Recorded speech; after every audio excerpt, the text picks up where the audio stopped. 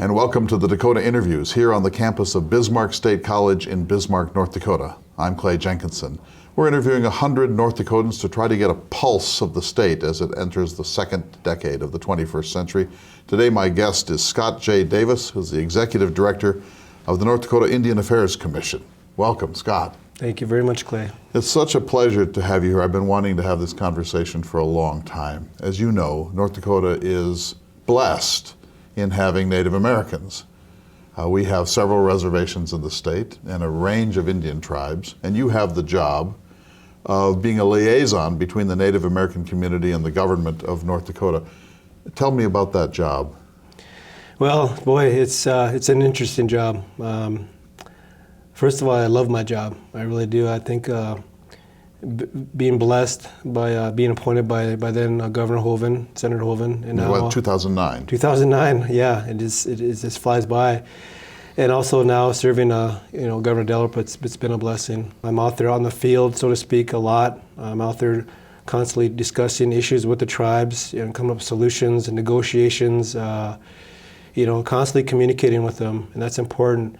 So having the involvement from the governor's office is key, and I think it really says a lot about how our state as a whole, because this wasn't just, and it goes back to Governor Schaefer's time when this position was elevated to a cabinet level, which is huge. It's a big deal, and I probably would have never took the job if it wasn't, because what a cabinet level does, it gives you access to the governor, gives you access to Supreme Court justices, access to Attorney General, higher ed leaders, and I take that very, very seriously. When I do, and if I call them, and make an appointment, or they make an appointment with me, but it's really access to them and key officials when we're trying to do business with our Native American tribes here in North Dakota.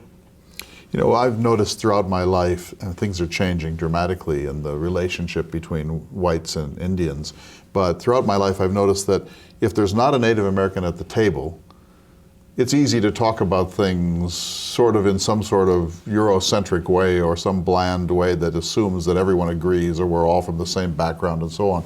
But if you put a Native American at the table, especially one as articulate and as thoughtful and well prepared as you, it changes the conversation. Everyone now has to realize that this is a state that has several core communities, and they don't always see things in quite the same way. Talk about being at the table and how that changes the conversation. Well, for those that know me pretty well, I've always said this, Clay, if you're not at the table, you're going to be on the menu. And, and that's part of my job is to create that table, kind of set the dinner table, so to speak, because it's my job to know what state government, and I use that very general, what their philosophy is or what their policy is. On the other side of the table, you have tribal policy, tribal leadership. It's my job to know that as well. So it's my job to set that table, to have that discussion about whatever the issue may be. It could be an opportunity, it could be a challenge, it could be a negotiation. But it's my job to facilitate how that conversation goes. Now let me back up. I want to come back to this because I want to talk about living between two worlds. And you do it in several different ways. But one is, of course, sitting at that table and trying to be a translator or a broker between two communities that don't always see eye to eye. But let me start with just a couple of very basic things. We like to say Indians. It's a pretty broad term. Yeah. What's the term of choice for you when non-Indians talk about Native American culture? What's the term we should be using? Yeah, that's a very common question, a politically correct question. What do you refer to? Native American, indigenous. But basically those probably the first one is Native American, predominantly is what I refer to myself You prefer as. That one, generally speaking. Yeah. First Nations is another one. American Indian is another one. But again, every tribe is a little different. Every person is different in that regard. So how one is called, but some people would rather just be called Lakota. By the specific tribal name. Yeah, I'm not Native American or this and that. I'm Hunkpapa or I'm Ojibwe. do say Lakota or Mandan or Hidatsa become offended when people say, "Hey, Indians"? I don't think so. I think there is a small amount of our population that still may get offended by that, and you can go into the whole history of Columbus and all that, but for the most part, a lot of us just refer to ourselves as Native American. Right. Yeah. All right, so, and I see that you are a member of the Standing Rock Sioux tribe, the Lakota, Yeah. but you're also a descendant of the Turtle Mountain Chippewa, so explain your own heritage. Yeah, that's interesting how that all came to be, because, and it's a similarity of a North Dakotan, of intermarriageal, getting the intermarriage of a religion, and in this case, in my case, two nations. It was really frowned upon when my mom and dad were courting each other. How dare you marry that Chippewa man? Those Chippewas, and those Sioux women, those Lakota women, So your mother is Lakota, your father is Ojibwe or Chippewa. Yeah. And when were they married? In '68. And at that time, it was still regarded as not such a good thing. Yeah. We had family members that didn't attend the wedding, so put it because of this. Yeah. Of course, that can happen between Norwegians and Czechoslovakians. Well, that's my too. point. That's my point on that. And I didn't discover this till later on in my life. My parents was the secret, if you want to call it that. But, but one thing after church, and I was attending Catholic church at one time, and I was talking to the priest after that, and he asked me the same question. And he said, Scott, that's no different in our culture. He said, Catholics and Lutherans were not allowed to be married. And some of that's still true today. And I just looked at him, I was like, really? Wow, So I think a lot of times we put on our color blinder, so to speak, that when I look at you, Clay, you're Caucasian, that's it. That's all we see. And you look at me as just a Native American or Indian, and we're quite different, but we're the same in a way. You're adamant about who you are, your upbringing, your heritage, and that's a good thing. Same with me. So do you identify yourself more with one of the two tribes or both? No, it's just one of those things where,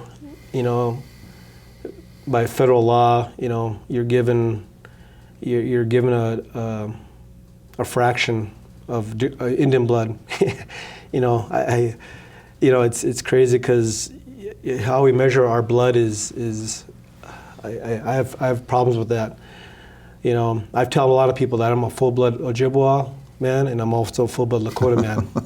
How can you be that? That's just in my heart. That's who I am, and no card and federal policy can say otherwise. So that's just how I am. Let's move from there up back in the other direction. But first of all, Sioux and Lakota. As you know, the state of North Dakota has been through a long agony over fighting Sioux and UND and so on. That's been resolved now for the most part, and I'm sure you're glad that it has been.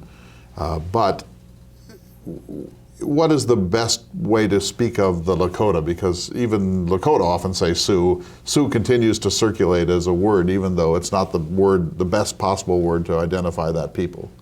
Well, two words that really stick out is Lakota, and Dakota, friend or ally, peaceful, That's always been who we are, and I think the history books and just the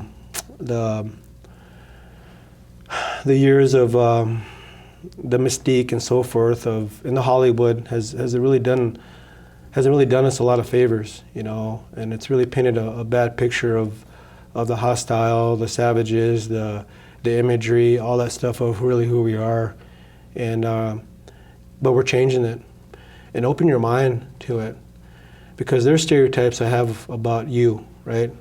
And I'm afraid to ask you about something because I may offend you, vice versa. I get questions probably at least once a week, twice a week that, Scott, I want to ask you a question about Native Americans, but I don't want to ask it because I might offend you.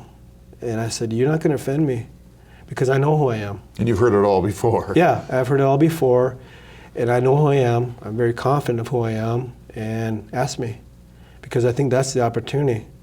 Was there any point in your life when you wished you were not a Native American? Nope, None. not once. But as you know, I know lots of Native Americans around the country, and some of them are angry, and they're very angry, and they have a bitterness that has been built up from a couple of hundred years of discrimination and occupation and broken treaties and floodings of homelands and so on. And they say, I'm angry because I deserve to be angry, and I'm not going to get over it. I'm not going to just say, let's draw a line in the sand and say everything is okay now, because it's not okay.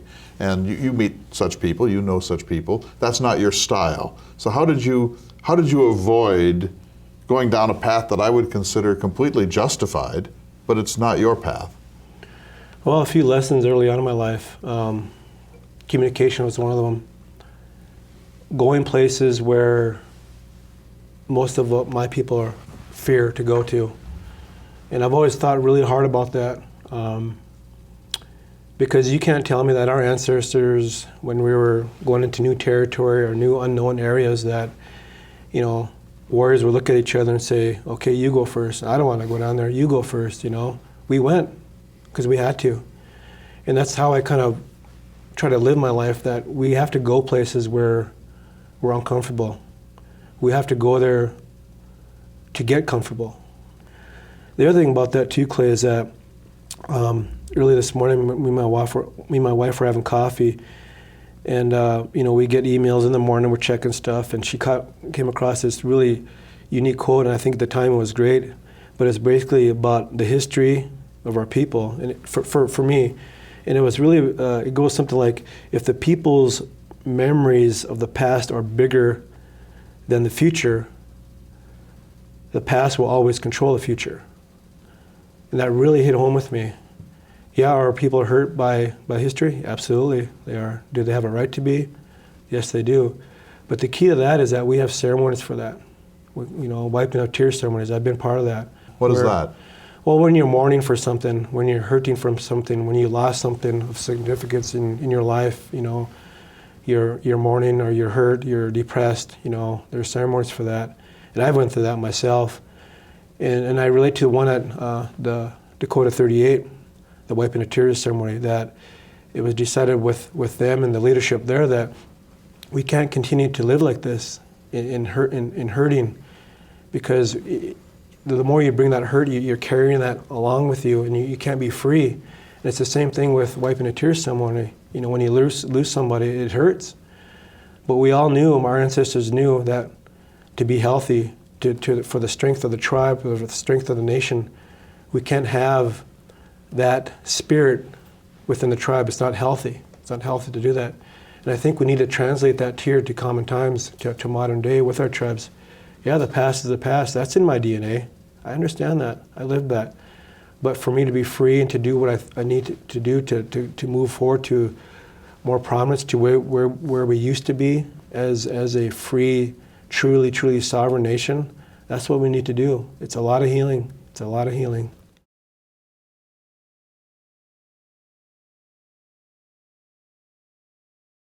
So, you know, speaking of sort of being caught between worlds, I don't know your life, and I don't know what happens at those tables, but I can imagine that there are times when you frustrate both sides, that the native peoples think you're not Indian enough and not enough of an advocate for them, and the white people think, wait, now here's this Native American who's causing difficulties or making it more difficult for us to do the kind of business we want to do. So I suppose that's a sign of success if you frustrate both sides, but do you feel torn? Do people accuse you from the native perspective of having sold out or representing the other side?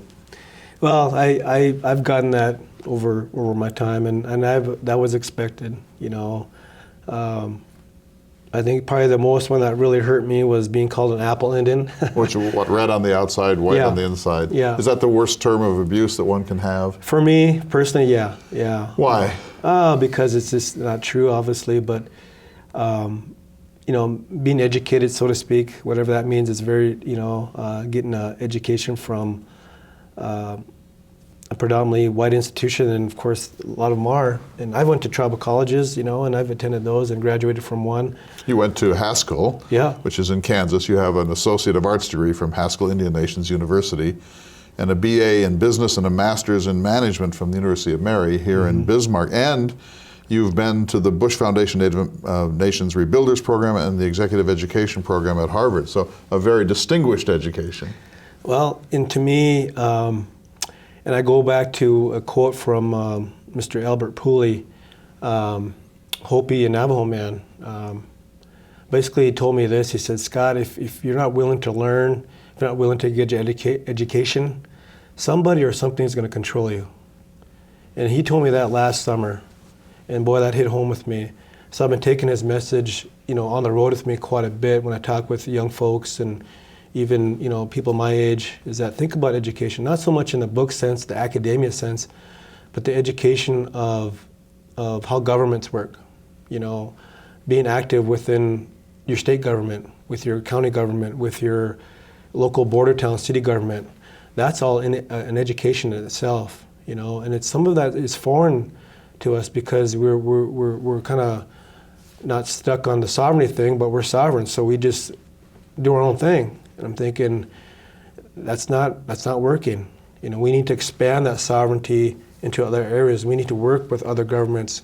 So we need to educate oneself on how that works. Otherwise, it's going to control you. I don't have to live between worlds, Scott. I have my one world.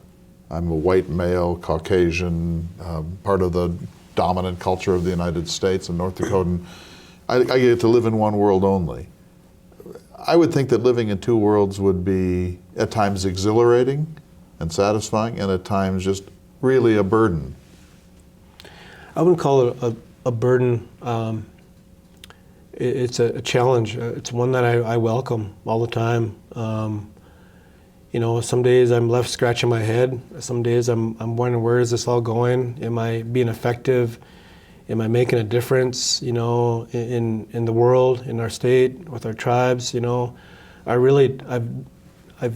me, I've taken a lot of looks in the mirror, and I've asked for constructive criticism as well from other tribal leaders, saying, hey, how am I doing? You think I'm on the right track? What could I be doing differently? Again, being the student. And those things I'm wide open to. On the reverse side, have I championed some initiatives? Yes, I have, and that's a good thing. But one needs to really share those victories as well, because it's just not me doing it alone. You got to get a lot of parties on the same page to agree on something. And it could be a small win, as I call it, or it could be a big win, whatever it may be. But the interesting thing about that is that they're short-lived, very short-lived. Because right after that is signed and dotted and, handshakes. Next day it's something else. So there are about 700,000 North Dakotans now. Mm-hmm. What percentage are Native Americans? Well, U.S. Census, and of course we as Native Americans always debate that. Right. We always will. We're undercounted. In my estimation, we're around 8 and 9% of the state's population. That's, So 50-some thousand. Yeah. But the thing about that is that we're growing. The fastest growing population in North Dakota. Fastest growing. So a lot of the, and I read a report on the baby boomers, the transfer of wealth, and not so much the wealth in a monetary sense, but the wealth of knowledge. My father's a baby boomer. He's been at the reins for a long time. And that's a good thing. He's paved a lot of paths for me. He's broken down a lot of barriers for me, and so you see a lot of those leaders are kind of retiring, thinking about retiring. I don't dare say that to my dad, but what's he doing now? He's the president of a college. Which one? Turtle Mountain. So that's his job. That's his job. You're saying maybe the time is coming, but he's still active in all of this. Still active. He's an educator. He is. And so you have that generation, my generation, then the generation behind me, and even the generation behind that growing very, very fast, very, very different. They think differently. They want things differently. And it kind of goes back to that quote, like I said, in the memories of the past, Don't get stuck there. Don't get stuck. And I think this younger generation is seeing that they want to create memories for the future. They want to drive their own destiny, because you still have people that the history and wanting to be owed something, and some even call it entitlement, whatever you want to call it. But things need to change. And change is hard. But some of our leaders now are really making that move. And I say that in a good way, because the leaders that I see that are making those moves, the last thing they probably want to be doing is being the leader of a tribe, because they could be doing a lot, 100 other things. They're business owners, they're educators, they could be probably somewhere nice in a nice office making lots of money. But they've been called to go back home and lead their tribe, and I give them a lot of credit for that, and I support them on that, because I don't know entirely how hard it is, but I know it's hard. So I'm going to ask you some difficult questions, and you do tell me if I step out of line here. But I've always admired you because you're so forthright and optimistic, and I really think that's the answer. At the same time, I always want to argue with you, because when I look at the Native American world, I see so much trouble. Suicide rates through the roof, domestic violence and all of this. You've heard the litany a zillion times. But these are real problems of extraordinary power and destructiveness. And so they have to get solved. And you're saying a new generation of leadership is rising, but why do I see it with so much more gloom than you do? Well, probably because maybe for you, Clay, and the Journal of North Dakota, and they don't have the wherewithal, the means to do something, where I do. You have some power. And I have some say, a voice. Yeah, and but I've earned that. I've earned that say. I just because I got this fancy title that you need to listen to me now. I mean, no, that's not how it works.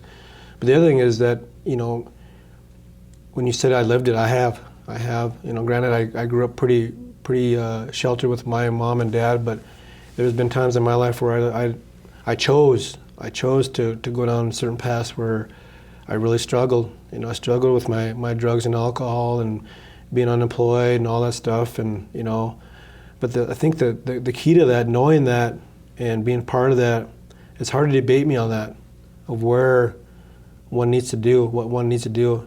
And sometimes it comes down to just an individual thing. Forget about talking to the entire council. Forget about talking to, a huge group, a huge setting. Sometimes it just requires that one-on-one with somebody to say, hey, here's what I think, you should do. Here's what I did to get out of that hole. Here's what I did to protect myself. Here's what I did to advance myself education-wise, But at the end of the day, Clay, it is work. There's no getting around it. It's a lesson my grandpa told me when I was trying to clean barns and stalls for him. I was trying to do it an easy way, taking a shortcut. And there ain't no shortcuts in this. There is not. You got to hit it straight on, straight forward. You can't dance around it, and you got to face it on. You really do. But we're getting there. I really believe that. I really believe that. You see measurable progress. Absolutely. Absolutely, I do. And, it just takes time. I think the other key to that is our spirituality, our ceremonies. I'm seeing a lot of young, again, that millennial type of age group that are really interested in our ceremonies, There's a lot of prayer, a lot of giving of themselves and benefiting of their tribes, sacrificing and doing whatever they can to benefit benefit the tribe, to make our tribe stronger, and the forgiveness behind that as well.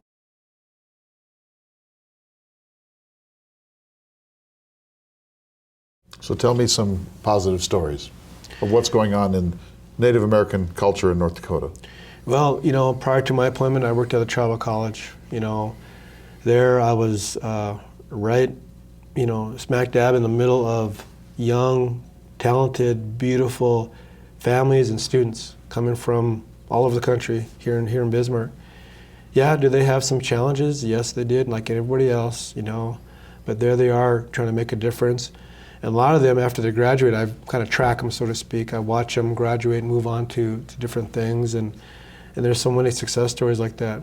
The business owners. Right now, I'm the co-founder of the North Dakota Indian Business Alliance. And right now we've identified almost 1,400 privately Native American-owned businesses on and off the reservation in North Dakota. To me, that's a success story.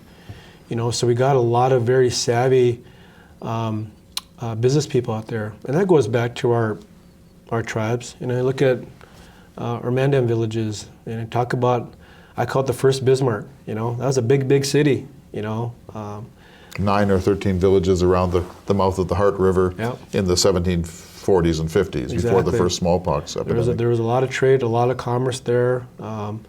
We were self-sufficient. We grew. We had our own economy, not so much in the monetary sense, but we had things.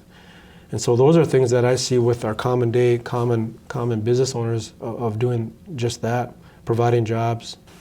And culturally, in terms of craft and powwow and traditional food production and so on, that seems to be making a pretty interesting comeback too. Oh, that's very strong. I've always said North Dakota, we have the champion dancers and singers. I mean, we're world champions up here. Not too many people know that. But you throw out a name or two, whether it's a fancy dancer or jingle dress dancer or a drum group, yeah, world champion. So a lot of that, again, and I think that's part of a little misnomer, so to speak, when you think of culture. Our powwows are just a tiny bit of our culture, That's where non-natives tend to see Indian culture. Right, exactly. And vice versa, North Coast Fest, Right. I've always said it's a Caucasian powwow because you're doing the same thing: food, dance, language, Music, a fellowship. It's just really having an enjoyable time. 2 different types of festivals. Yes. But yeah, powwows are and that's another time to educate people. Here in Bismarck, we have one of the largest powwows in the Great Plains, and there's a lot of competition to that. Our people are very competitive, and so when you're competing for prize money and so forth, you want to bring out the best. You want to bring out the nicest regalia. And if you look at the different regalia that we have, every one of them has a meaning personally. I started dancing a couple years back, and I don't dance often, but when I started crafting my regalia, it meant something to me, and I needed help with it because I didn't know how to bead and so forth too. But I had some good friends. A good friend helped me do that, but it means something to me. And some people have asked, again, the question, well, how much is that? Oh, what does it cost, you mean? The cost, Okay. of your whole regalia, it's priceless, If you want to count on every bead and how much those things, The fabric and so forth, and the time, I mean, yeah, you could put a price tag on it, but to all of us, I think it's priceless because of who we are and where it comes from. Some of our bustles and our regalia, some of our drums have been handed down, from drum keepers, from people that have special rights to hold and carry feathers and plumes. So all that stuff is priceless. But again, it's who we are, and it's such a special, unique thing.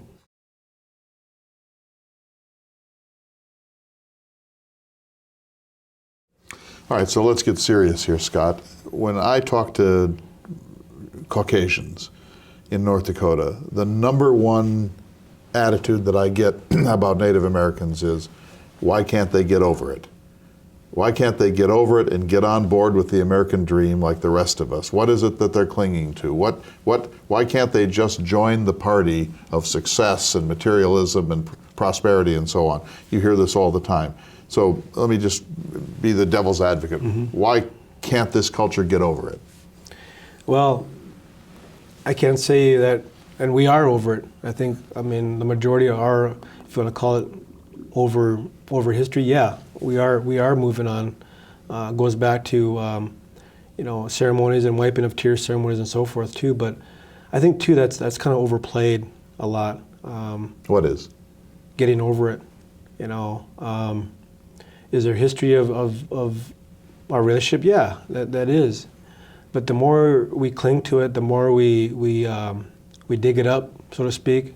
Well, yeah, it's going to be right back in our face. You're going to give that negative spirit life again, and we gotta do a better job of doing that. It's not so much getting over it; it's just dealing with things at home. When I talk to our tribal leaders about the direction and poverty and housing and stuff, they're working very hard. They're working night and day. There's emotion attached to that. There's stress attached to that. There's a lot to that when you talk to your average tribal leader back home of what they're trying to do. And I'm not just talking about the elected officials either. I'm talking about the elderly, the veterans, the young people. Everybody has a stake in trying to turn things around, you know. So I kind of dispute the getting over it. Yeah, it comes up, but I don't hear it a lot. I hear it maybe once, gosh, I don't hear it very often, I'll be honest with you. Another myth that comes up all the time in the non-native community is that reservations are a disaster, and if we would only dissolve them and just make them go away, that this would force Native peoples to join the club, that the reservations are sort of a sanctuary for gloom and poverty and so on. What do you say to that? Well, that ain't gonna ever happen, you know. I think the tribes are so adamantly it's really in our DNA of who we are, in our people, in our homeland. Whether you want to call it a reservation or original homelands, whatever you want to call it, that's very, very sensitive to us, you know. And I don't see any of our people ever wanting to give that up and just kind of join the club. That'll never happen. I really believe that. I think it's just quite the opposite, where a lot of tribes are trying to regain their homelands. You know, the Black Hills issue has been going on for a long time. You have a lot of federal debates and disputes over there over sacred lands and so forth, you know. So you have a lot of that going on too. So a lot of the tribes are very actively involved in trying to regain homelands, you know, original homelands, whether they're purchasing them or using federal policy, working with the states and local governments to gain control over those homelands too. So versus just joining the club, it's the opposite. They're trying to grow land base. And of course, what we all know but don't think about very much is that even on a reservation, when you see it on the map, not all that land is Indian owned. There's a great deal of white ownership, checkerboarding on the reservation, and I know some tribes are working very hard to reconnect their reservations and to, when properties come up, to buy non-native properties. Yeah, that happens. That happens wherever a ranch goes up for auction or what have you. They just decide to move on. A lot of the ranches have been purchased by the tribes too. Okay, myth number 3 is if you want to see failed socialism, just go to a reservation. You hear this all the time, that this is a sign of top-down government control, socialist systems, and that it's an absolute disaster. What do you say to that one? Well, again, being brought up kind of in a sovereign way, you know, I've always questioned about having Big Brother within tribal lands, whether it's IHS, BIA, the federal governments that are in there. Personally, I never liked it. I never liked being told what to do, when to do it, and how to do it. Because again, that's my personal sovereignty of who I am. And I try to translate that to our governments in changing how we govern ourselves, how we can utilize the feds to our advantage, you know, in resources and so forth. But it has to be driven by the tribe. And we have this process out there called Public Law 638. It's almost like a verb or acronym, so to speak, that you got 638'd, you know. What does that mean? We know what that means. Basically, if I'm a federal agency, I'm the BIA, I'm the Bureau of Indian Affairs, I'm the Bureau of Indian Education, or I'm the Indian Health Service. I'm a federal entity that's doing business. I'm operating within tribal lands. And there's a trust responsibility to that for me to provide services to the people. And that's not working. It's not working because of appropriations, because of policy, because of a lot of things. But basically, a lot of the feds out there, the bureaucracy of things, it's tough. A lot of red tape to do business with our reservations. And it's almost like one size fits all. And that doesn't work either because all of our tribes are different geographically, historically, traditionally. But it's marching orders that the feds have, and I respect that. I understand that. But once a tribe decides to say, hey, you know what, we can run our hospital our way. We can run our law enforcement our way. We can run our education systems our way.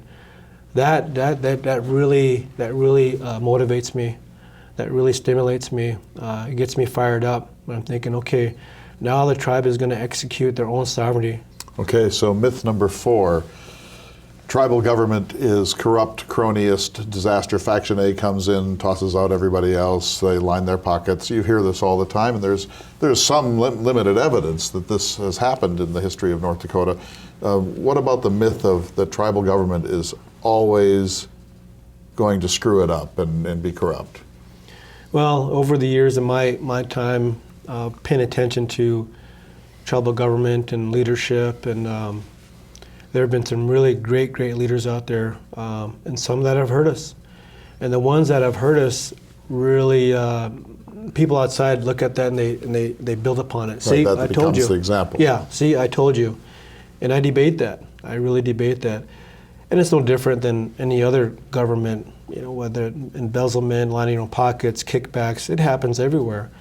But for various reasons, because I think we are sovereign, because we have our own court systems, that it's perceived that they got away with it, and that the only way they can get caught is by the feds, the FBI, whomever, the state has no jurisdiction over that too. But when those things happen, it really hurts. It really hurts. It stands out so much because that gives white people their cynicism a reason. They say, oh, there, look at it. Now that's exactly what you expect. Right. But it goes back to the governance of yourself, right. The checks and balances. I've learned so much of the checks and balances of my work where, legislators want to limit the governor of his power. That's the way it is. Is that a good thing? Yes, it is. Vice versa with judicial systems, legislators. So you're talking about the 3 branches of government and what I call the separation of powers. Do we have that back home on our reservations? Yes and no. Sometimes you get councils in there that want to control everything, and that's probably not a good thing. Sometimes you get a chairperson in there that wants to do his or her own thing, and that's not a good thing. So it's really important that a lot of our government, our tribal governments need to put each other in check, and for the most part, we are doing that. They have done that, but from time to time, it happens. But it happens in New Jersey, right? And it happens in New York. Yeah, it's not unique to Native Americans. No, it's not. When it comes to governance of ourselves, I use the example of INMID up at UND. INMID is Indians into Medicine. People go there to become a doctor, right? We need what I call is a Indians into Governance type of program, a policy institute, where if I'm aspiring to someday go work for my tribe or maybe run for a chairperson or a council person, I'm going to go to this policy institute, this academia place, and I'm going to learn about land and trust. I'm going to learn about taxation on Indian lands. I'm going to learn about gaming. I'm going to learn about state constitution. I'm going to learn about the legislative process in our state. I'm going to learn about ICWA, Indian Child Welfare Act. So at the end of the day, there really is no test about land and trust, taxation. It's really up to you as a leader, but now I know how this works. And that's where I think we really need to be when it comes to some of our aspiring tribal leaders.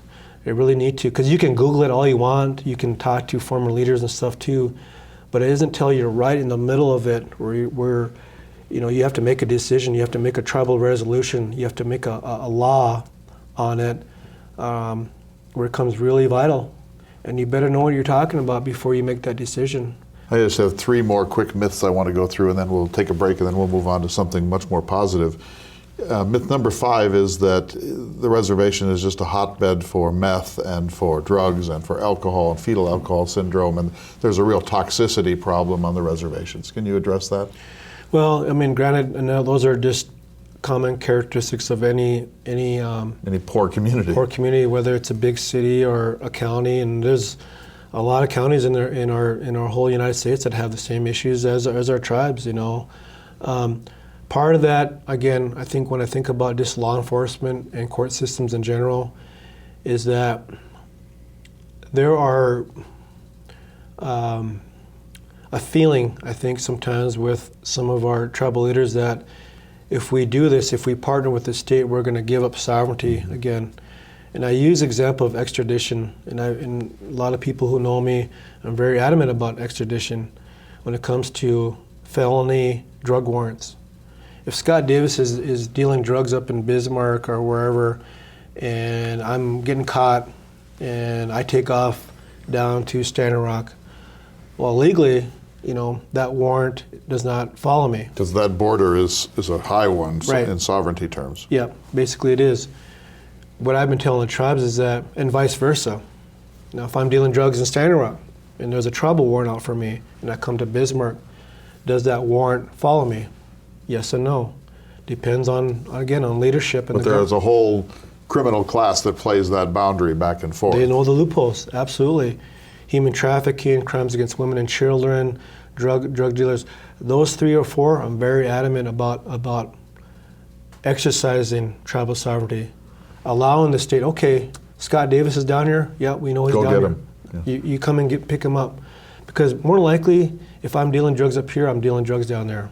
Are we moving towards this? We are.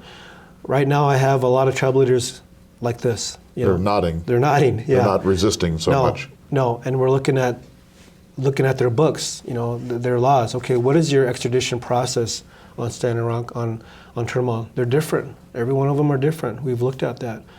So how do we create not a one-size-fits-all, but what is the process of utilizing extradition? So again, at the end of the day, public safety, keeping bad people off the street. And the other thing I've told the tribes is that when we pick them up from a state perspective, we're not going to throw the book at them. When they get incarcerated, there's opportunity for GED classes, for education, medication, because a lot of our health issues, some of them are not diagnosed. The first time they've ever been diagnosed with a disability is sometimes when they're incarcerated. I hate to say that, but it's true. So now again, we're giving them a chance to rehabilitate themselves. So if and when they get out, they come out, they're a better person. Okay. Myth 6 is that, and this is more true in other places like Minnesota and Wisconsin, but you hear it here too, that Indians get special rights of hunting and fishing that non-Indians can't enjoy. And this is causes enormous frustration in the non-Indian community. Well, when we even debate that back home, I'm an avid hunter. I'm not the best shot in the world, but I love to hunt. And so a lot of and we've had debates between my friends and relatives, and we call them treaty hunters. Well, our treaties say that we can hunt and fish wherever and however we want. I said, well, there's a little bit of truth to that, if we really look at the law and so forth. But look at it as a resource. What is the resource and the relationship we have with four-leggeds and the birds and so forth, and our resources?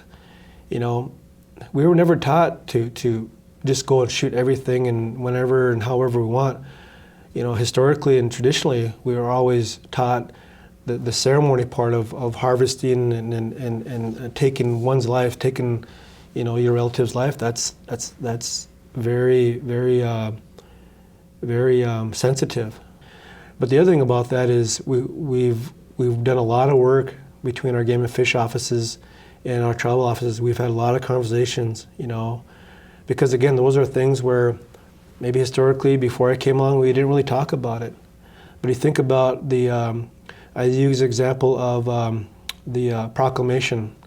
Okay, in 2K2, we're going to issue 20 buck license, and 40 doe license. Well, come in the middle of 2K2, I'm just using an example, we have tribal lands. Okay, from a biology standpoint, are those proclamations talking to each other? So over here, the tribe may issue 50 buck tags, What does that do to the resource? And I talked to a lot of my hunting friends. Did you get drawn this year? Nope. And it's a bummer. I'm thinking that's it for them. They don't get drawn for a doe tag nor a buck tag. It's just without. Whereas for me, I can go home and get a tag virtually pretty easy, depending on proclamation. Well, these are rights that are guaranteed to you by treaty. Yep. It's not as if these are being made up by anybody. No. These were reserved rights when these treaties were. And it goes back passed. to our season. You know, I've had some of my non-native hunting buddies. Well, how come you guys get to hunt earlier and hunt later? That's the treaty rights. That's the value of our government. That's the good thing about our government. You know, and how come you get to harvest for subsistence? And we still have a lot of our elders that want, you know, that deer part of their diet. So, and of course they're not they're too old to be hunting out there, so they hire or they appoint or they select shooters for them, you know. And I've done that. I've harvested a number of deer over the years, and for elderly people, you know, who can't afford, you know. So that subsistence system is still very, very alive in our tribal setting, and that's a good thing. All right, last one, and this one's so much more unpleasant to talk about, but if you think of the catastrophe up on Spirit Lake of child abuse and child molestation, domestic violence, and so on, and a lot of non-Indians think, how can this be? Because Native peoples have such a deep love of family and elders. I mean, in some ways it seems to be more intact than in the non-Indian community, and yet you have these outbreaks of really unspeakable things. Are they blown out of proportion? I mean, how common is this, and what's your answer to it? Well, that's a tough one, and that gets pretty personal to me, just because I have children, you know. You know, the thing about child welfare with any home, everything begins within the home, you know, and the healthiness, if you're healthy, so to speak, and that means quite a bit, you know, whether if you're sober or not, or, but from what I see, in particular with Spirit Lake, is that a lot of folks have been abused over the years, you know. They may have grown up that way. Again, a characteristic of poverty, a characteristic of you know, living conditions that happen from time to time, but not the entire tribe is like that. You know, there's just certain parts of Gets national attention, though. Yeah, it does. Great sovereignty questions of who intervenes and under what circumstances. It does. It gets spun very quickly. Then again, you have certain federal folks that want to come in and parachute in and save the day, and I've had very, very adamant arguments with them because they're not in it. They're not in what I'm in. You know, they're not even been invited by the tribe to come in and say, what can you do to help us? Mm-hmm. But yet they can come up with some mandated report and do some blogs and spin things and so forth like that. And I don't see them at the table. I don't see them, you know, working, you know, locked arms with the chairman and the school people and the social workers, you know, working on this issue. How do we get a handle on this too? And we are. I really believe that. And it goes back to the sovereignty, you know, the tribe. Local control, as we say in North Dakota, that we can run our own affairs here within Spirit Lake, within Devil's Lake, you know, by working together and facing this too. But let me close this section of our conversation by asking this about stereotyping. If one sees a Native American drunk, then say, oh, Indians are drunks. If one sees a corruption on the Fort Berthold Reservoir, oh, all Indian governments are corrupt. You know how that works, that somehow when a Native American behaves badly, or something goes wrong in the Native American community, it's all too easy for the non-Native community to say that's how it is. Whereas we wouldn't do that if it were happening in a white suburb of Minneapolis. We'd say, oh, that's an unfortunate family, or there's an individual who happens to be on meth. Mm-hmm. Why do you think it's still so easy for the non-Native community to stereotype an entire section of the population? Well, again, it goes back to a little bit of history. Again, a little bit of Hollywood. The stories and the fire water type of, you know, Hollywood stories too, where, you know, it's just a constant stereotype that is still out there. That's pretty alive and well. Pretty damaging. It is. But again, it's those things that, if you really dissecting, keeping track, so to speak, it's everybody. It's the whole community. It's everybody. Alcoholism, that's just not I come from a family of alcoholics. And I know a lot of people, a lot of my colleagues that have, and I've always, raise your hand who you know that somebody has an alcohol problem. In our world today, probably It's colorblind. 99% of people in the room will raise their hand. They know somebody. How many of you in this room know somebody that committed suicide or attempted? So a lot of these hands are just not the tribal hands anymore. A lot of them are everybody. It's just not a Native American thing anymore. It's everybody. So, and those are things that I see because I'm in it. But again, those are things that when you have that opportunity as a tribal member or a tribal leader, you need to define that. You have to take that opportunity to explain that it's just not us. It's everybody.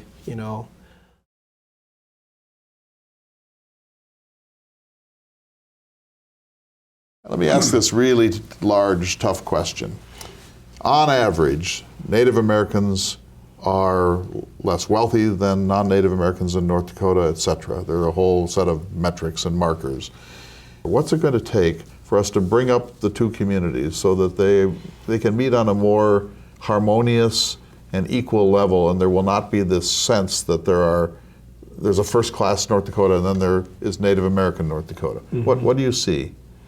Well, I think if you really look at our population on every reservation, half of the population live on and half live off. And I'm a product of living off the reservation. So a lot of us moved to Bismarck, Fargo, Minot for three things: a job, education, or housing. Those are the opportunity, right? How do we change that to reverse that? For me, it goes against my own teachings from my grandmother saying, and we've all been taught this: go get your education, come back and help your people. But when you come home, what is there? What is there? Is there opportunity for me to be happy, to make some money, to be sovereign, and with ownership of my banking account, right?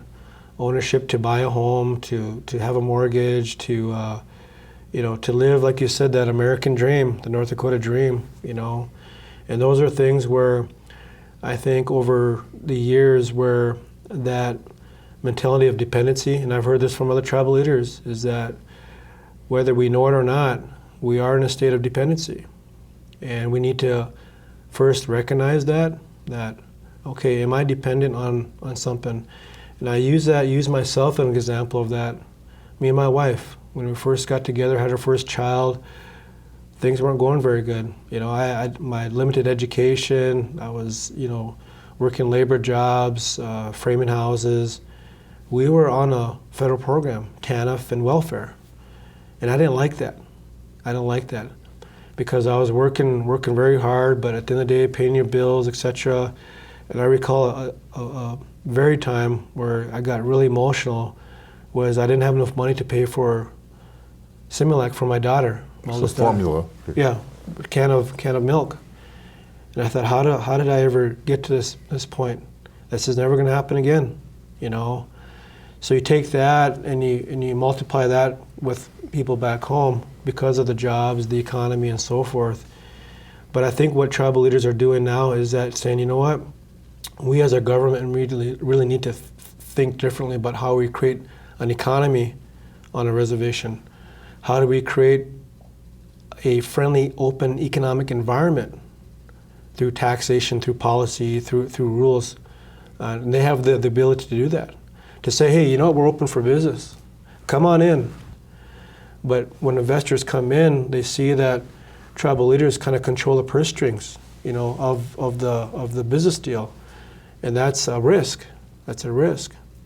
Versus creating a separate tribal economic private arm of the tribe.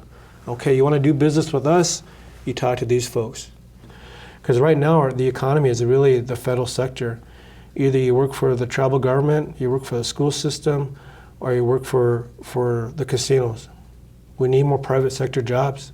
We need more incubators, so to speak, or strip malls where a lot of us, I'll just use the Standing Rock, we all shop in Bismarck or in Minot or in Grand Forks. That dollar leaves our community.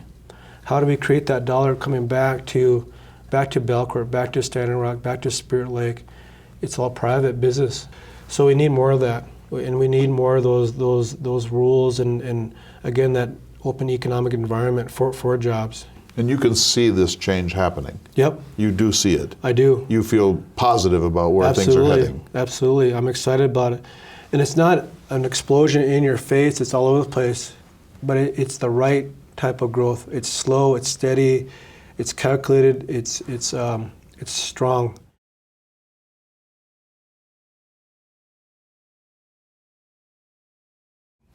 Let me ask about one more really interesting subject. The President of the United States, Barack Obama, can go anywhere he wants, anywhere in the world. He chose to come here.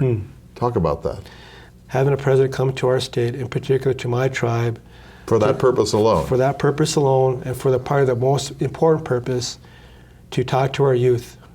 But not too much to meet him, but to take a picture with him, I thought was, and like I said, I don't care what president it is or what party a president was, having him or her, on my tribe and having a picture with them and to shake their hand, it's a highlight for Plus, it's an act of incredible respect. Absolutely. And so I saw that picture of him with those young people, those children, and their faces are lit up with awe and joy. Yeah. That was one of the great photographs I've ever seen. It is. What was the atmosphere like that day? The little small town community of Cannonball, I tell you, boy, and it's like most of our towns in North Dakota, you drive through and you blink your eye, then you're out. But boy, you talk about a hustle and bustle and just the vibe, the spirit of happiness and hope and excitement that, that he was here, that he came to visit us and that he took the time to spend some time with us, out of his busy schedule. Is a landmark. It really is.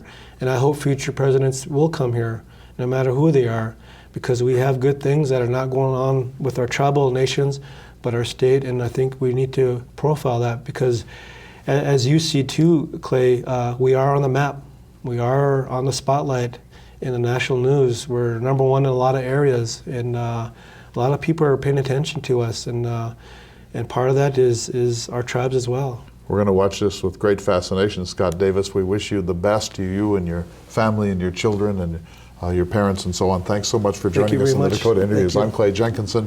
We'll see you next time for another exciting version of the Dakota Interviews here at Bismarck State College. Thanks for watching.